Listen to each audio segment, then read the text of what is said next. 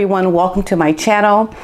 I really am excited to have this opportunity to speak with Samantha Markle. Samantha is not able to speak with me about things related to her court case, as we know that she is suing her sister, and we just don't want to have anything come up that could compromise her lawsuit. But what we are going to speak about is all the damage, all the residual mess that has been dumped upon her and her family since Meghan Markle has gone out into the world to acquire the things of this world that are so important to her. And so in this piece, I am speaking with Samantha about the things in her life now and how her life has changed since becoming pretty well known on this global platform. So hello, Samantha. Welcome. Hi. How are you doing? Happy Sunday. So thank you so much for joining me. So what I want to do really is I want to talk about the things that are going on behind the scenes. I know there's nothing you can speak about that is going to be around your case, you know, everything that you're doing with your lawsuit. But what we do want to do is bring light to what is going on in your life, around your life right now, around the trolls, the harm, the things that are really causing you not to go through this life in a way that you should be allowed to freely, just because your sister has done what she's done and is living her life. That should not be why you now have to go through what you're going through. Since all of this royal madness began, some social media trolls decided to enmesh themselves in the lives of our family members. And because there was a fairy tale out there that they had aligned themselves with, I was perceived as the wrench in the works. I was perceived as the wicked witch who, because I was speaking out and telling the truth, as was my father, I was perceived as the wicked witch who had to be destroyed because I was bursting the fairy tale bubble. To just say that the social media trolls were engaging in targeted harassment and out there defaming me in any way they could would be an understatement. These people were combing through every orifice of my life, going back to elementary school, every photo, every place I ever lived, my social security number, my address, my phone number. They were sharing it all online and encouraging others to partake and harass me. Now, this is the thing I want to say just real quickly. A lot of people, what that is called is doxing, right? It's doxing. That's the term. They did that. They doxed me. They engaged in targeted harassment.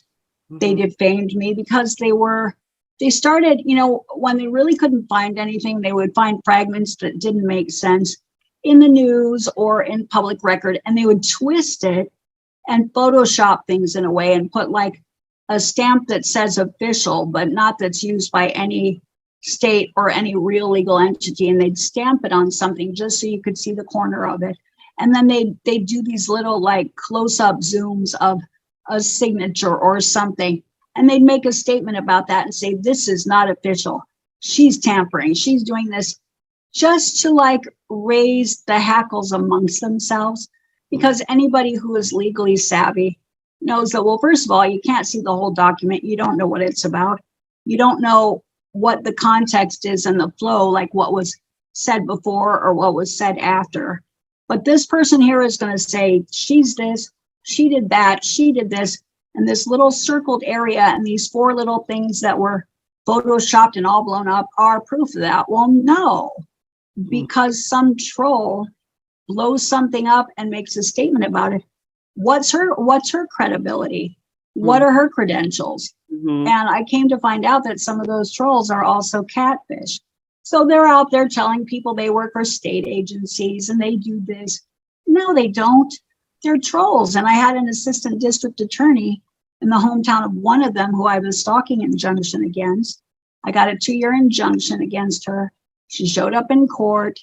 One of those assistant district attorneys said, she doesn't work for any state agency. I know her family very well. She states she's a stay-at-home wife.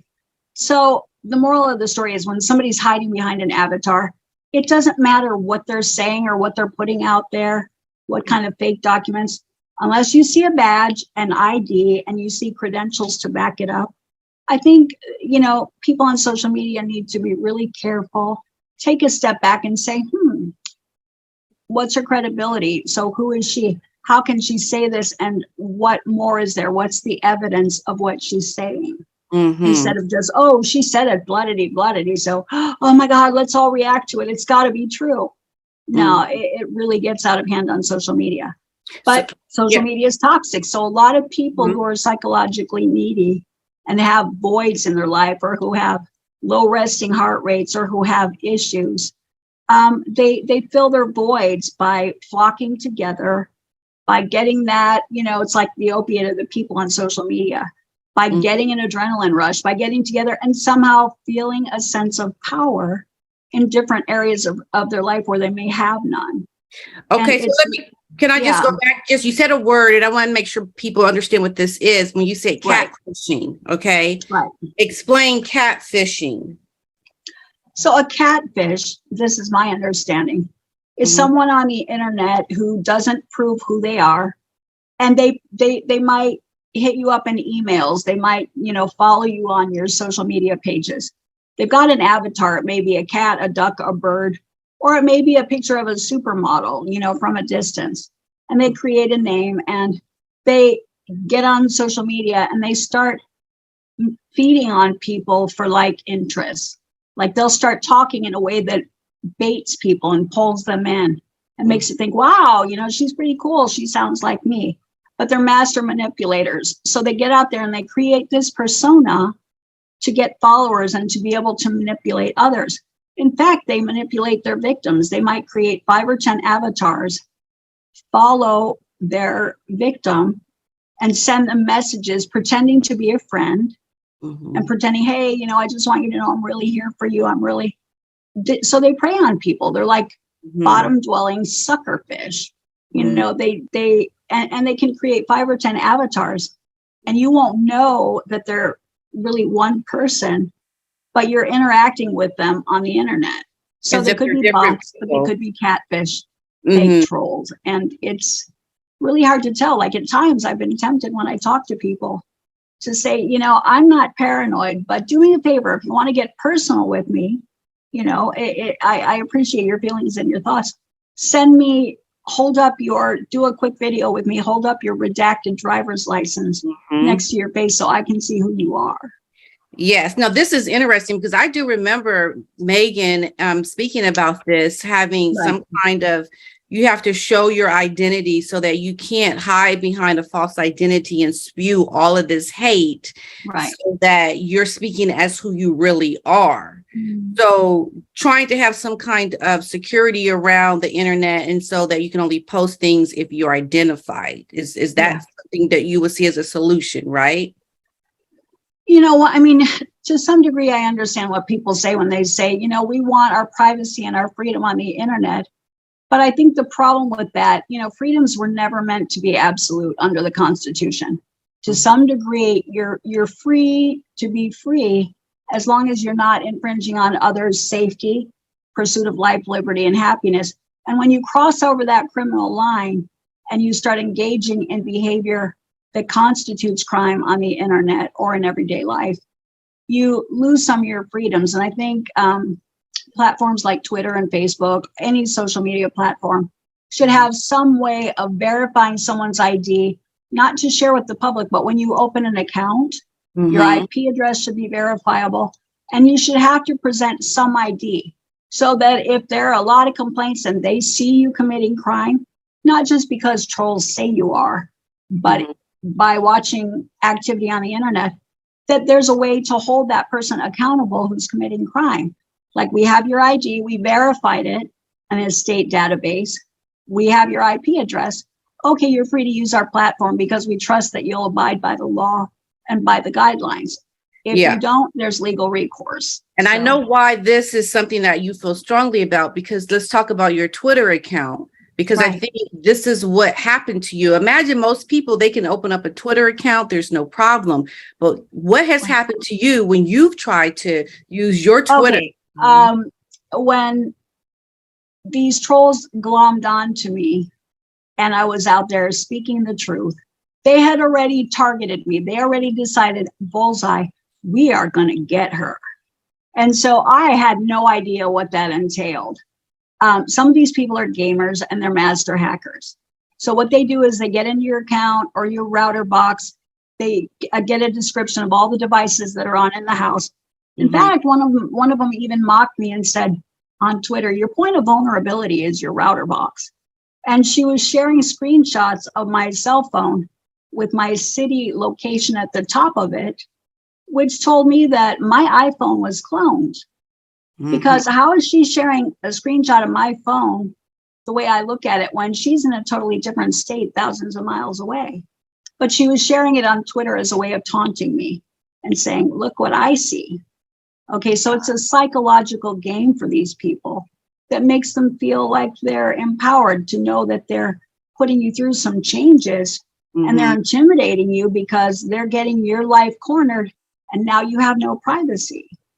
And it's really scary that they can do that on Twitter. Get into your Twitter account. What they were doing, they were changing my, several of my accounts got hacked. In fact, every one that I had eventually got hacked. And what they would do, they'd go in and change the email address. It's called a verification email and a two-step verification process. And they would change the phone number on the account so that when I would go to sign in, I would enter my password, I would enter my phone number, my email address, whatever I had to do to get in. Oh, we're sorry, we can't verify you by that information. So somebody was changing all my information and making it their own so that I couldn't even get into my own account. And I was contacting Twitter saying, I need your help. I can't get into my account without entering the right phone number and the right email address or having a lawyer contact them. You're not getting into that account. So they stole your identity, right? Essentially, they put in their exactly, and they swapped it out for their own. And so then what they were doing is some of them were sending out tweets from my account that, I mean, now there's an account open that I haven't been able to get into in years. And like I'm seeing photoshops of it and twisted stuff. I can't get into it. I've tried to sign in several times. So what do? I sent Twitter several messages. I can't get into this account. It's hacked. Well, we don't see anything wrong with it. We don't see that this violates our community standards. Like they send out these staple responses that are not even specific to what I was complaining about. Like they're not really listening. Wow. So you either have to get a lawyer and or law enforcement and go to Twitter and say, look, I need an IP address for everyone who has taken over every account, the dates, and I need a location and I need it now. You have to subpoena that. And it's really a daunting process. Yeah. Well, you know, and that's where I think Twitter and other platforms can be more responsible for the safety of their users. I mean, it shouldn't be okay just to sign on with an avatar and hide behind it and do what you want and attack people like this, steal their identity, lock them out of their accounts, say horrible things about them, Photoshop them, target them. You know, targeted harassment is really nasty on the internet. Like, I mean, some of them, you know, if I make phone calls, it's not a drop signal. Like they'll watch the phone calls I'm making. And just to be funny, they'll like drop the phone call out in the middle of it. Every area of your life, these people are screwing with, like calling your doctors, calling your health insurance providers, falsely reporting you for health insurance fraud, saying, for me, oh, she's not really in a wheelchair. Yeah, I mean, my history is long established with Social Security and with my physicians. For someone to do that, clearly now Social Security can investigate them because that's fraud. It's false reporting. Right. But my point is what they do is they find out everything that you do in your daily life and they call and they harass those people. They harass those businesses. They defame you and say nasty things about you. And your quality of life, your ability to interact with the world in a, happy, confident way is really diminished. And not because you did anything wrong, but because, that these people are putting stuff out there that most intelligent people won't believe and won't question. But like the old saying, the bigger the lie, the bigger the buzz. You know, they know that there's certain buzzwords that they can use, and like fraud or, you know, abuse or this or that or jealous hag or evil. Like, and when you put labels like that on someone, even, well, most intelligent people won't. They'll say, what proof do you have of that, and who are you? But there are some people that'll give a knee-jerk response to it because their lives are so busy.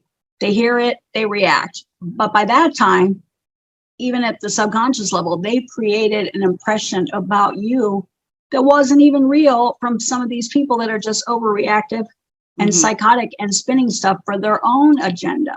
Right. So it's a chain reaction that in groupthink, especially in social media, I think is really dangerous. Platforms have to be aware of it and kind of keep control of it. So when they see targeted harassment, when they see people spreading stuff, you know, there's a difference between freedom of speech and targeted harassment and spreading stuff that's not true.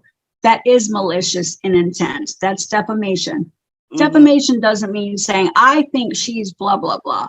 It's she is blah, blah, blah, right? It's a false misstatement of fact.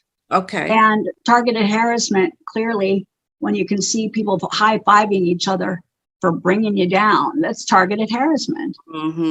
So Twitter and Facebook and others need to be aware of that and track these people that do that, because eventually with targeted harassment and with such wide-scale bullying, when you're doxing people, there will be the law involved. So they need to be keeping track of it. So when cops come to them or something is subpoenaed, they've got it all documented in line because they've been watching it go on. And that is where I think they need to be more responsible. So where is this coming from? I know you're seeing all this is happening, but it didn't happen for all your life, not since the internet came around. Where has this come from? Well, it started when I came out in the media, and my sister was ignoring our family, especially my dad, and I was just speaking the truth. I would say, hey, that's not true. That's not true. That's not true. And I even said, I've got the evidence to back it up. The minute I came out there and I was like a threat to the fairy tale bubble, if people really want something and they're fantasizing about it because they align with it and it elevates their life in some way, they're not going to let you get in the way of that perception or that fantasy. So the goal, I think, was to destroy me, destroy my credibility, attack me in any way they could. And I'm not talking about a few tweets here and there or, just stating opinion like, oh, I think that Samantha's blah, blah, blah. She's this, she's that, she did this, she did that. Here are all the fake Photoshop documents, even if they think they're real. To put them on the internet to try and assassinate someone's character is really wrong, because on the flip side of that, they don't stop and think, first of all, it's not true. But what if somebody did that to you? What if somebody got a hold of every one of your doctor records, all your divorce records from your husband? He could have been a total lunatic, but they're going to circle little things he said about you. Here's proof that she's this because this man said that. Well, did you look at that man's credibility? Right. She had a crazy ex-husband. In other words, if people got into all of their records and twisted things, how would they feel about that? And, maybe karma will, teach them how that feels.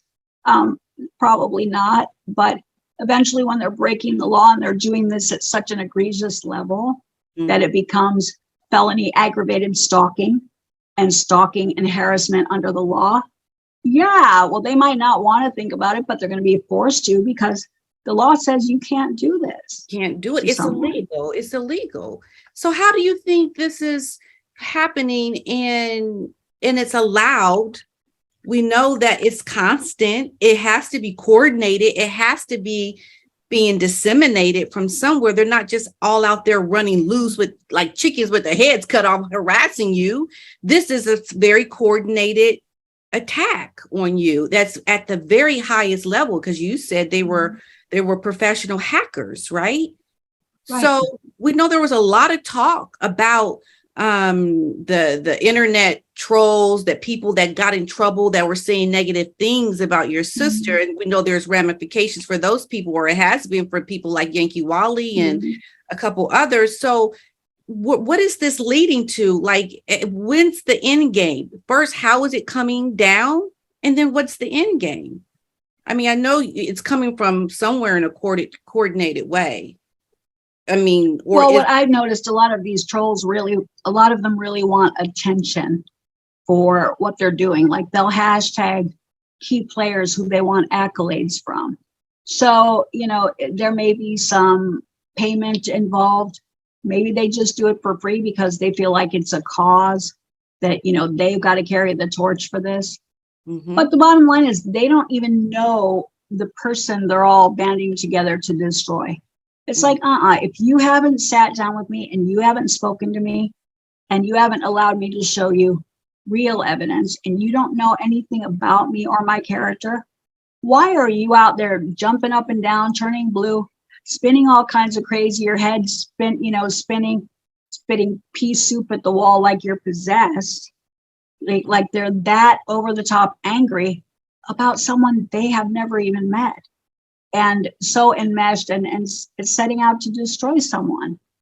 It's why are they doing this to you? Because I'm my sister's sister, and because I came out and spoke the truth. And what's really amazing about that is that I think clearly all along, with the exception of talking about this stuff that's out there that's not true about my dad, like articles about me and my dad, I stepped out on Twitter to say, this article's not true, that's not true, we're this, we're that.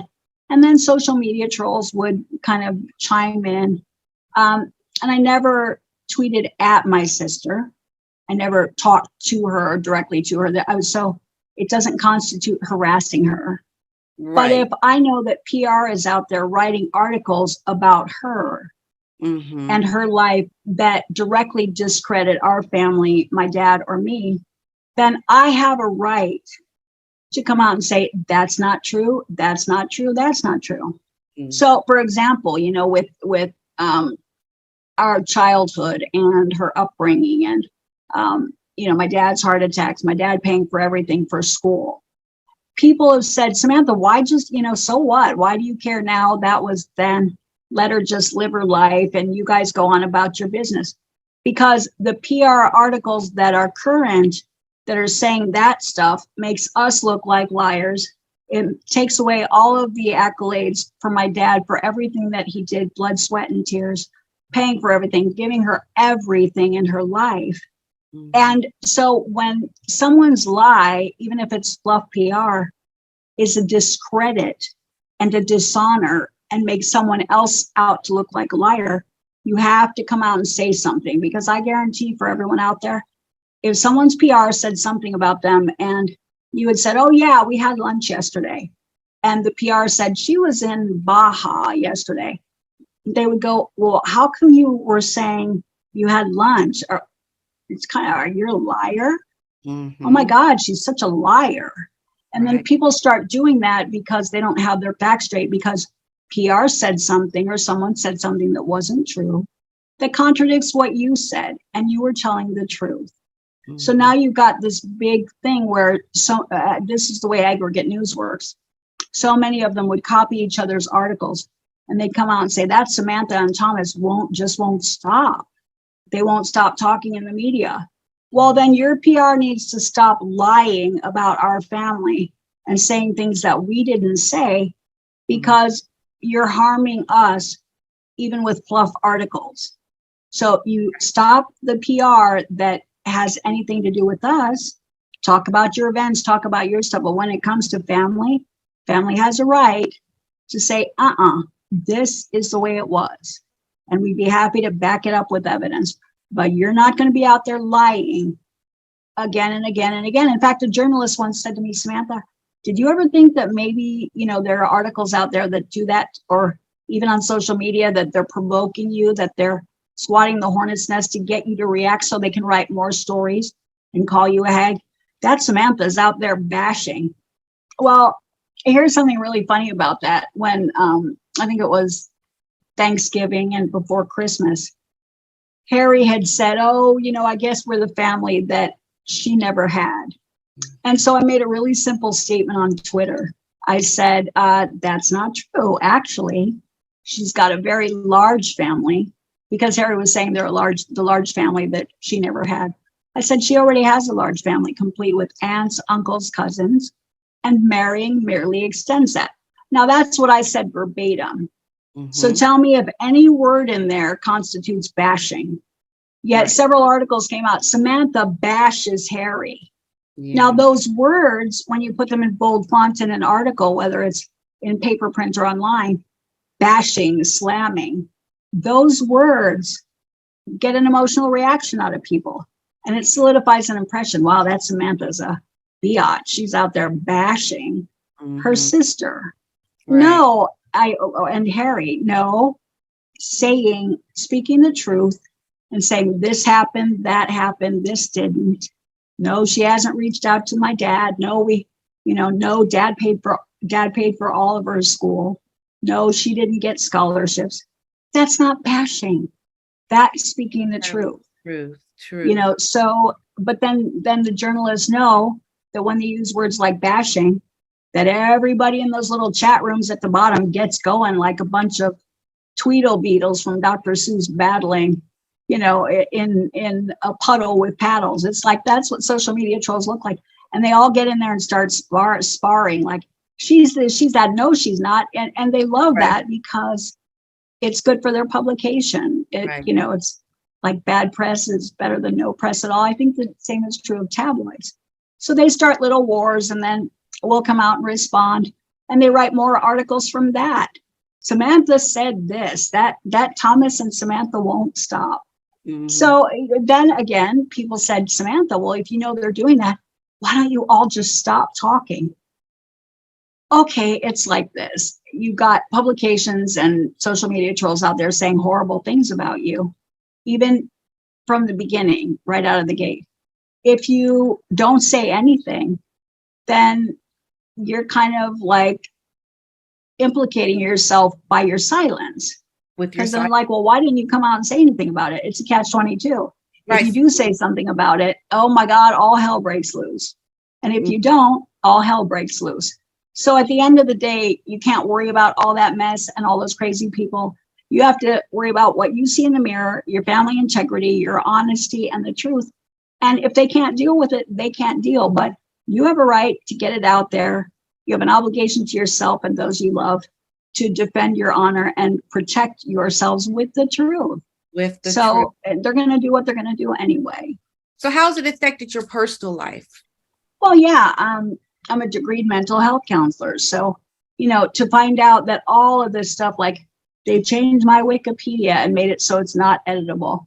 They've changed my IMDb. They've got all these articles out there that they use as citations for my Wikipedia description. Tabloid articles, like I've never in my life seen, or I would have never thought we'd be at a point in history where a compilation of tabloid articles can define you, Patricia. This tabloid article says you're bloodedy. That tabloid article says you did this, even though you didn't, and you got proof that you didn't. But yet they'll put the citation in there, and it'll say that the Wikipedia will say Samantha's this, and her, associate or this person said that. So they're using quotes that aren't even true and articles that aren't even true. As a source. To paint a picture of who you are. Yeah. No, that's just wrong. You don't get to do that. None of those sources have any credibility. You can't cite a tabloid in a college paper. You can't use Wikipedia in a college paper. Any professor will say, no, that's not a credible source under any style of writing. But yet they'll use it on Wikipedia. It's been used in other ways, and people believe whatever they read. It's like, no, we're not in the 1600s. When I would encourage people, when you read something, consider the source. Look at the person. What are the credentials? Look at the evidence. Look at what else might be linked to it. look at everything rather than just seeing one thing or hearing one thing and going, oh my God, wow, she did that. Gullibility. I mean, God, we're sending people to the moon. We're really intelligent beings, and yet people don't take time to use deductive reasoning skills. I don't think that they will. I don't know if they will. I just don't know. I think information is coming so quickly that people read it and then they're all on to the next thing. I don't know that they ever will really try to figure out, the information to get. Maybe they don't want to get to the truth because they want to protect who they want to protect. And then the only way to do that is to destroy the person that is speaking the truth. That's the sad part about all of it. They're like the old biblical saying, judge not lest you be judged. I'm not getting religious, but my point is this. And you brought up a good point. Yeah, maybe people are busy and they don't have time to go use deductive reasoning and look for evidence and look at context and look at all of that stuff. But to that, I would say, fine, if you're talking about the sky is blue or, oh my God, or these flowers are great, or this, something you see that's lighthearted, that's an acceptable excuse for not looking beyond what's on the surface. But if it's about someone and it's injurious and it's negative and it's damning, I think as a moral human being, most people should take the time and think, wow, well, how would I feel if someone said that about me? Right. I would hope that they would take the time to look beyond a bold font headline or a Twitter troll statement, because it has the power to do damage, especially when it spreads like wildfire. And people start talking about it in blogs. That's another thing. A lot of these people out there that are doing these online publications aren't even real journalists. They just sit at home. They decided to start a blog, and all of a sudden it has the power of a daily news, a real news source. And a couple of those are even like tabloids anymore. But my point is now, because, information travels so fast and anybody can do an article or a blog without having credentials. You can't verify what their sources were or if they did their homework. And then 10 other journalists will copy what that unqualified person said, and 10 other people will copy it, and it'll go around. And so when you Google someone's name, there'll be all these hashtags and all of these articles that aren't even written by real people who in their articles, they say, sources say, what source? Well, we want to keep our sources anonymous. No, you know what? If you can't back up your source and they're not confident enough that they're telling the truth, step to the curb, because that's not how the world works. If you're going to say something nasty about someone, you better be ready to cite the source. They have to be held accountable, and they need to prove what they are saying. You just can't be a blogger and start wildfire and solidify an image about somebody because you decided that's how you want to paint them in the world. And that's going on today. And the book, I know, Finding Freedom, that happened to you. There was a whole chapter on you. I mean, do you get people that think that they thought these things were true in the beginning, but since hearing you speak, have you had people apologize or have a change of heart to really say you're not those things that they thought that you were from the pictures that were painted about you? Have you heard that? Have people come to you? I've read people have said that. I don't know if you've even heard that. And I'm curious. Well, without getting specific, because that's also involved in a legal case, I will say that, anytime you make a false misstatement of fact about someone that is malicious, like if you say that Patricia is this and she's that and she, was just a blah, blah, blah. She didn't do this, she did that. And it's stated in a way, in a context that could only be malicious in nature. Like, why would you put something in a book that's so negative about someone when you could have chose to say nothing about them at all? Or I don't really, if you don't know, you say you don't know. But a false misstatement of fact is saying, she's this happened, she did that, and you know it's not true. Mhm. That's a false misstatement of fact. That's not saying, I think she is, or it seems like she is, or I heard that. Now, those could be construed as opinions that are floating around, and that's not defamation. But when you print something in a book that goes around the world and it's a false misstatement of fact and it's malicious in intent, it has wide scale consequences. It does a lot of damage because to 50 million people around the world, without getting to meet you, they're going to read those words and go, oh, if it wasn't true, it wouldn't be in this book that got printed by this legitimate publisher. So, oh my God, I can't believe she did that. And she, she's a high school dropout and she was a hooker on, Sunset Boulevard. And, you can't do that to someone and put it in print and solidify it in the annals of history and in the world. Because, after we're all dead and gone, that stuff's going to be out there about me, and it wasn't true. Well, that Samantha, when she was like, she is, all these, it's defamation and it's really injurious. So hopefully, when that happens, there's legal recourse for that. You can do things to overcome that and set the record straight. But a lot of people don't have those resources. A lot of people don't have the ability to get the message out there that big because maybe they're dealing with someone who is really wealthy and who has a lot of PR and who has a lot of power. So they can get all this out there, wide scale, boom, boom, boom. It's like shotgunning the world with an impression. And most people don't have the ability to counteract that and to fight it. So it's really scary. It becomes my word against someone else's. And you got to hope that you have the ability to get all the evidence out there to refute that. But you never should have had to do that your whole life. And this is how I felt when you ask how this affects me personally. I don't have to be out there every day. I'm in a wheelchair. I have other things going on in my life. I don't have time to be out there defending things that are not true. Now I have an attorney. Sometimes you can have an attorney help you with that stuff. But still, there are millions of people around the world who your attorney is not going to reach. What you say, they're never going to hear. They're just going to hear what they heard that was printed that did the damage. And, maybe if you travel somewhere and you run into some of those people and they see you in passing and they're like, oh my God, that's that.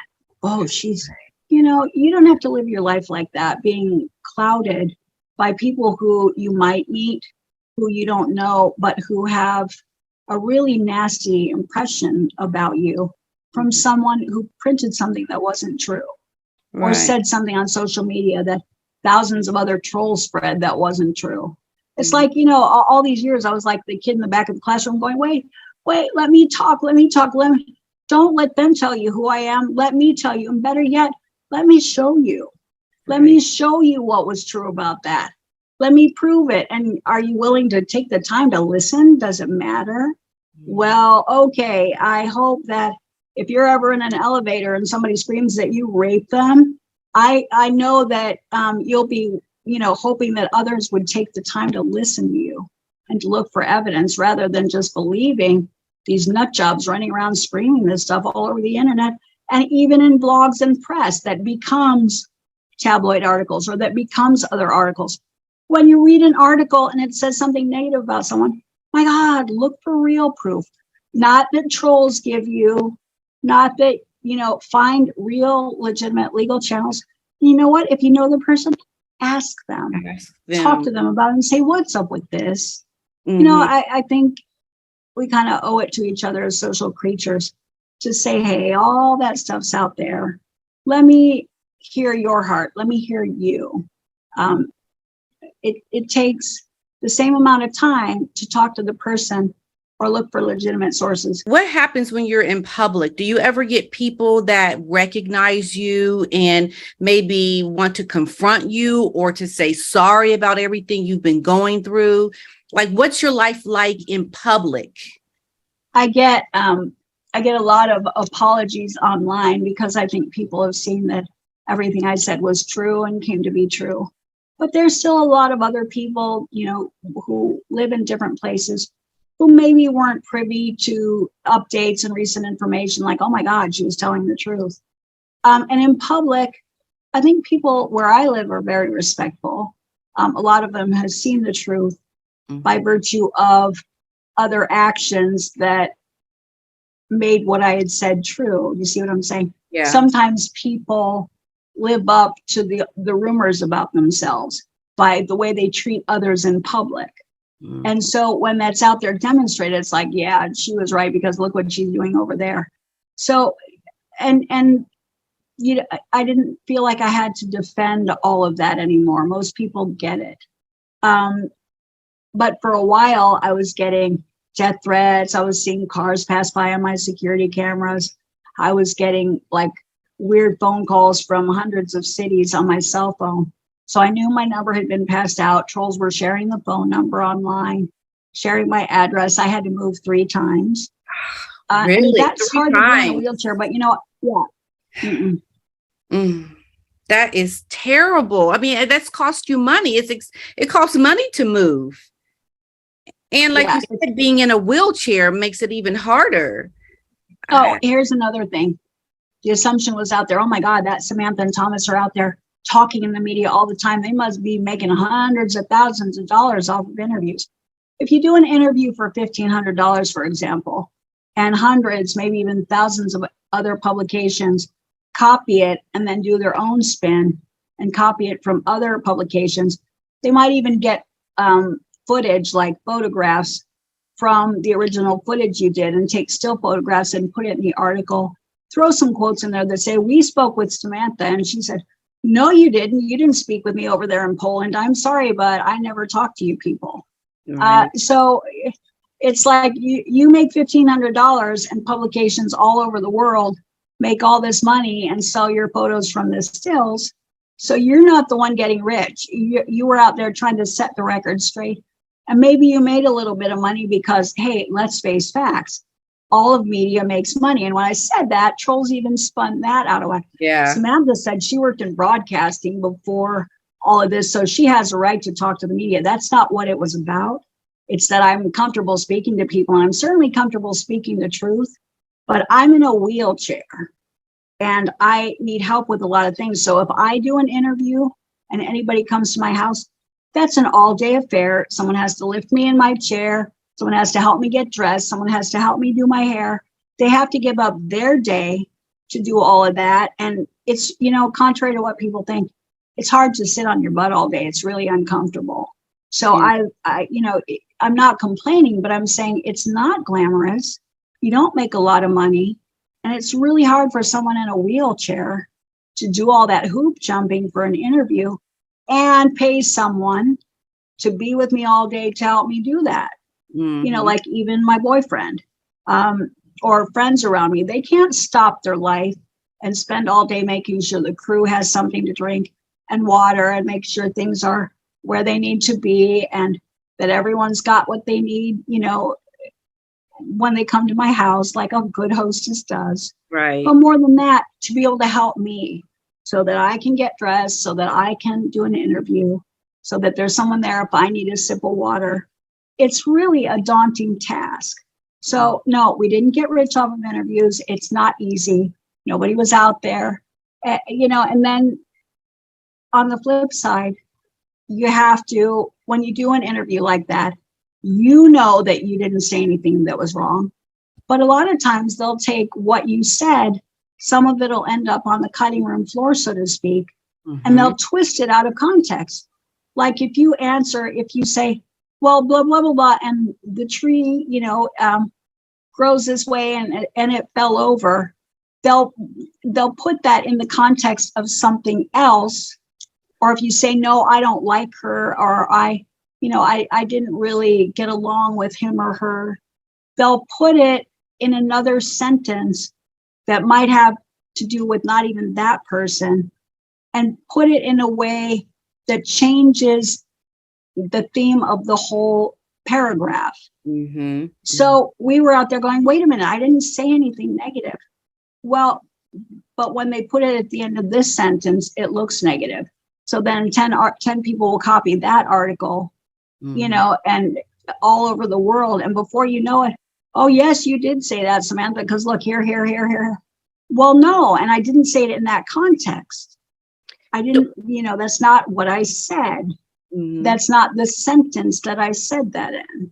Right. And most readers, most people who watch TV, who read things, don't understand that. So unless you see the whole interview or the whole sentence, and certainly in articles, it's like the old saying, believe half of what you see and none of what you hear. If you didn't see my mouth moving and you weren't, you don't have, up close and personal experience with that, you didn't see it with your own eyes, you didn't hear it with your own ears, you can't rely on it, because the industry is driven by, quarter hour shares and advertising and television and radio. And with publications, it's the same way. They need the sensationalism and to get up the hackles and to have people sparring in those chat rooms to show their advertising sponsors that they have, this wide of an audience. Yeah, we have thousands of people fighting over what Samantha said. So these are all these people are going to see your advertisement. Here's the proof. Mm-hmm. I wanted to ask you, because a lot of people may want to know, like, how did you end up in the wheelchair? Like, what's the story behind that? So, as I mentioned in my book, I was, I think I was 17. I don't remember the exact month, because I'm old. That was a long time ago. But so part of it was a fall, and part of it was a diagnosis. I always thought I was like, Tarzan and Jane. I was always very athletic, and I loved adventure. So there was a rope swing that hung out of a tree over kind of a cliff, not too far from my house. And a bunch of, teenagers will be teenagers. And so the idea was you get the fire hose, you wrap your legs around it, you grab it, but first you get a running start, and then you go out over the cliff and you come back. Well, it was like the biggest adrenaline rush. So I went out, woohoo! And there's nothing but ground below me. And I felt like I was super strong, and I had fun, just the sky above me. It was like, I felt like I was flying. It was so for an adrenaline junkie who is athletic, that was cool. And I thought, I can handle this. So I did it again, kind of showing off. Mm-hmm. Well, what I didn't realize is that I was getting fatigued. I thought, I had an adrenaline rush. I thought I could handle anything. So third time's a charm. Mm-hmm. So the third time out, I looked at my friend, Nicole, a good friend of mine, and I said, oh God, watch me, knowing me, I'm going to fall. Famous last words. I don't think I jinxed myself. I think subconsciously I knew I shouldn't have done it the third time. So I dropped, I was unconscious for an hour, woke up with a head injury. And over the next couple of weeks, I started losing sensation and the ability to balance on my left side. And I was blind in my left eye. Oh, wow. And the assumption was that I had a concussion. So I thought, oh no, it can't be, because I'm Wonder Woman. I didn't have a concussion. Well, I went and had a series of tests, including an MRI. And what they said was possible MS. I thought, no, these are quack doctors. I don't have MS because, I'm Wonder Woman. Well, after doing a lot of research, I found that that's pretty common. Usually some kind of trauma will bring out the genetic predisposition. It'll bring out the expression of that gene. And for me, that was MS. That was an autoimmune response that the trauma brought out. And there are some suggestions that, like rheumatoid arthritis, that there's a genetic locus for autoimmune disorders like MS. Right. And it's on, as a matter of fact, it's on the same genetic locus as rheumatoid arthritis. So that being said, had I not had that fall, it probably would not have expressed. That was pretty traumatic to my spine, because I landed on my tailbone and woke up with my head bleeding. And so I guess, without being a physician, when you have a trauma to the body, It throws off your immune system, your DNA commands.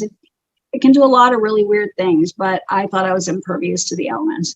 So the trajectory then over many years, after I recovered, I was given steroids. I thought I still thought the doctors were quacks. And I was being athletic and living my life. And when I went into the Air Force, I went into the Air Force for law enforcement. I had had my shots, including the polio vaccine, and it was really hot in San Antonio. So I was on the last quarter mile of a run and with some other airmen, and I started dropping my right foot, which was really kind of scary because I'd gotten medical clearance to go into the Air Force. I was Wonder Woman. I could do push-ups with the best of them. And I thought those doctors were quacks because my physical exams, everything I had, I got a clearance from a neurologist that said, I don't see any reason why you can't pursue your dreams. So on that, I went into the Air Force only to find after my shots and in the heat of San Antonio, Texas, that MS was expressing and I couldn't pick up my right foot. It was like, oh my God, just, yeah. So when you work really hard to do something that you really want to do and something like that kicks you down, yeah, it's scary and it's sad. I cried about it, but with anything you adapt and overcome. So I thought, well, okay, there are other things that I can do. I can be a counselor. I can be, there are other things you can do in a wheelchair. If at that time I thought if I'm ever permanently in a wheelchair, I will do what I have to do. You don't stop living because every day is a blessing. And if you have to reinvent yourself, that's okay. I couldn't feel sorry for myself because there are kids who don't even get to their 10th birthday was my attitude. There are kids who can't walk. So who would I felt like I would be selfish to sit around and throw a pity party or stop living. And at a minimal, maybe I could inspire others and say, you just do what you have to do. Life is a blessing. Which Paula is here. I'm getting ready to let her in because she's gone through something similar. People have a lot of negative things about her. When I have her on my channel, I get so much vitriol and hate. Why am I speaking with that woman? And Paula has been always very nice and cordial and the sweetest woman to me. And I'm seeing firsthand what kind of person she is. I'm seeing firsthand the kind of woman you are. And I don't understand how people can take it to that level where it is breaking the law. And hopefully it will get better because it happened to Paula. I'm going to bring her in, but there's there one more thing you want to say before I let her in? Yeah, there is. I just want to say, again, when people see stuff like this that may seem so horrific, I would just ask that before you judge someone, you look at logical, events and process. For example, I've got people out there photoshopping and, I went through a difficult time with my daughter because she couldn't get her way the one time in her life. She alleged that I was abusive. It was horrible. It's the most painful thing a parent can go through because I felt that I overempowered my daughter. I loved her so much, let her make all the decisions. So that being said, never had any merit. Went to court, and in the courtroom, even my ex-husband, who was a wackadoo, tried to get a restraining order against me, alleging that I was abusive. So naturally, in domestic violence court, they want to look at all evidence. They want all these accusers. Come on, lay it on the table. Let's see what you got. So even an unseasoned CYFD investigator, here's her big opportunity. I was her first case to articulate abuse, an incident of abuse, to solidify a charge, to solidify an order of protection. So on CD-ROM and in court transcript, the judge said, what are you basing this on? First of all, Samantha's in a wheelchair. She can't get out of her chair. So how could she abuse anybody was kind of the idea. And anybody with a functioning frontal lobe would know that. If I've got to have someone wash my hair and get me in and out of bed, can I throw someone into a wall? Unless I'm levitating and I don't know it. No, it's not physically possible. Yeah. And not only that, the CYFD investigator had her big opportunity in court on microphone. The judge said, what are you basing this on? It must have happened in the past. What happened in the past? If you're an investigator and you deal with child abuse all the time, you can articulate abuse. It's very serious. Right. There's no gray zone. This happened, that happened, this happened, that happened. And you better have evidence before you charge or accuse somebody of that, because it's serious. And there's a child involved, there are parents involved. Right. So this person could not articulate one incident. And there was a lingering, stupid CYFD report out there that, the woman said, well, on May 15th or whatever, we got our first priority one phone call. Gee, that's funny. There was a letter that was sold to the Daily Mail that was dated on the 14th. So you got substantiated child abuse a day before you allegedly even got your first priority one phone call. Okay, there's tampering here, or you're lying to cover your butts. Because in domestic violence court, the judge wouldn't even give my ex-husband an order of protection against me. He said, I'm not going to issue an order of protection. I don't see any emotional or physical abuse. So I ask that when people judge others, you don't judge fragments of what might be in a tabloid or what Twitter trolls are shopping around. You look at the actual fact that, you know what?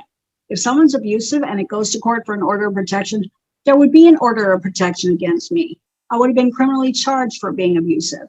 And in absence of that legal logic, guess what? It didn't happen. So all these people out there saying this happened and that happened. No, where's the proof? The system's really good. And unfortunately, CYFD was being overhauled by the DOJ. They were giving children to abusive parents and erroneously charging parents who had never spanked a child in their life, like me. Wow. So I had to go through hell because these nut job trolls who don't understand how to interpret the law were saying, oh, but this happened and that happened. Oh, no, there was a court clinician that said, we're not going to say that the child will be in harm's way in her mother's home, but we're concerned that she will attack her mother again. Yeah, because she's a pissed off teenager who didn't get her way, that she couldn't have an inappropriately older boyfriend, and she was going to ruin her mom for cutting off their texting and their communication. Right. And that's what kids can do. They can it cause as much abuse, right, as she's trying to accuse of you. That's abuse on you.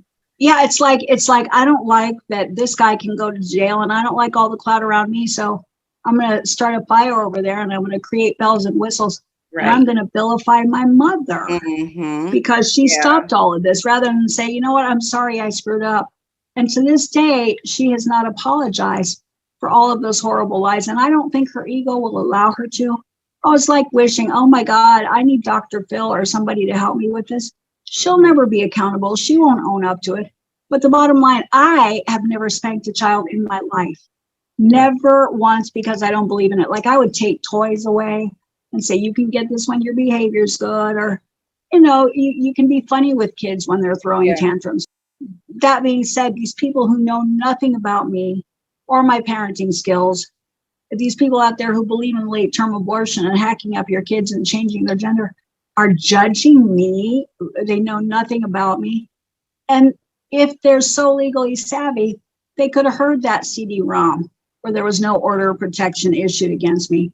They would have heard the CD-ROM and read the real court clinician's report that my daughter's gross exaggeration wasn't congruent with her affect.